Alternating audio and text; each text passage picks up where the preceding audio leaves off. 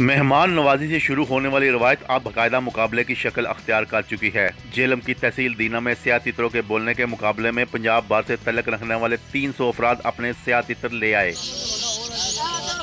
3 मरहलों में हिस्सा लेने के बाद सबसे ज्यादा बोलने वाले तितरों ने पहली, दूसरी और तीसरी पोजीशन हासिल की है। मुकाबले में शिरकत के लिए शायकीन का सफेद रंग के कपड़े पहनने लाजमी है। माशाल्लाह जी, हम लाहौर से तशरीफ लाए हैं। ये तितरों का शौक अरसा 30 साल से जारी है।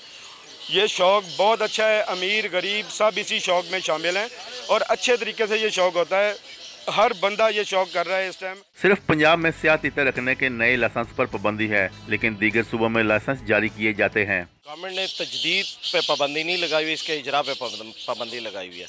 हम गवर्नमेंट से ये इल्तमास करते हैं कि इसकी इजरा पे जो पाबंदी है उसको ख़त्म किया जाए, ताकि गवर्नमेंट को इसके मद में रेवेन्यू इकट्ठा हो और जो शायकीन है उनकी पजीराई हो। मुकाबले के दौरान खाने पीने और तितरों के पिंजरों वगैरह के स्टॉल भी लगाए गए। अगर हुकूमत सियाह तितरों के मुकाबले को तहफ़्फ़ुज़ फराहम करे तो रेवेन्यू के साथ साथ ऐसे मुकाबलों को फ़रोग़ मिल सकता है। आमर कियानी, डॉन न्यूज़, जेहलम।